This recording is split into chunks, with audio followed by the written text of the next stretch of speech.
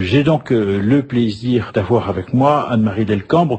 Vous êtes docteur de 3e cycle en islamologie, et docteur d'État en droit, professeur d'arabe, et donc vous enseignez cette langue dans l'enseignement secondaire.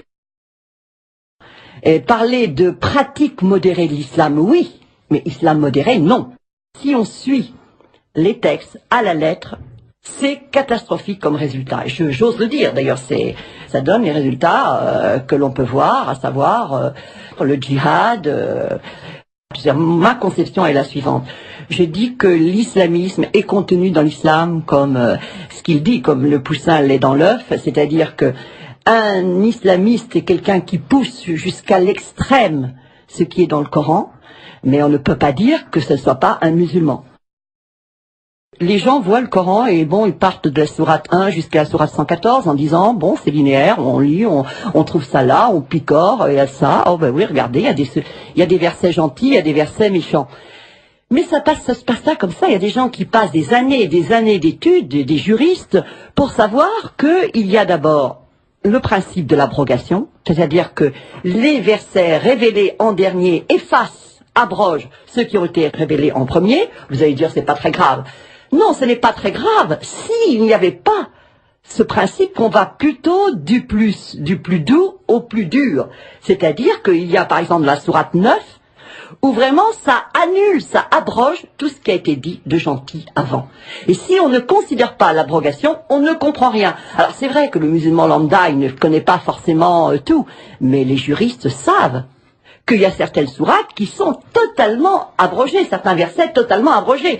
Depuis 14 siècles, l'islam fonctionne. Et il fonctionne comme étant non pas seulement une foi, mais également une loi. Et la grosse erreur qu'on a commise sur le droit musulman, c'est de croire que c'était un droit comme le droit, disons, occidental. Non, le droit musulman, c'est la théologie pratique, c'est une orthopraxie. Et par conséquent, le droit, c'est pas seulement les 500 ou 600 versets que vous allez repérer dans le Coran et qui, par exemple, ressembleraient à ce que nous connaissons juridiquement. Non, tout est droit, c'est-à-dire tout comportement obéit à une règle et toute règle est une règle de comportement. C'est-à-dire qu'à la limite, tout est juridique, tout est passé au crible de est-ce permis ou est-ce interdit. Qui a élaboré ça? C'est tout un travail sur 14 siècles que les historiens connaissent bien, à savoir que lorsque vous avez eu des juristes qui ont écrit, il y a des ouvrages entiers, ce que ces grands jurisconsultes vont élaborer, c'est considéré comme parole de Coran. Et ça, on ne le comprend pas. Pour les musulmans, les savants sont les successeurs des prophètes. Ils le disent. C'est-à-dire, c'est un peu comme les papes chez nous.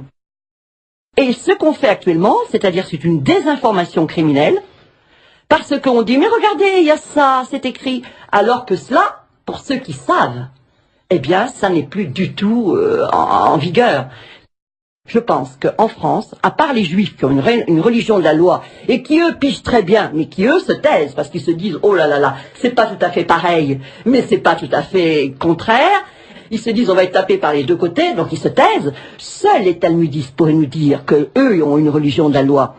Et c'est pour ça que je suis à fond Jacques Ellul et Besançon qui le suit, à savoir que l'islam est c'est une religion qui n'est ni proche du christianisme, ni proche vraiment du judaïsme. C'est une religion, et je reprendrai ce que dit Besançon, il pense que c'est une religion bédouine, une religion païenne, beaucoup plus païenne que proche des traditionnelles religions que sont le judaïsme et le christianisme.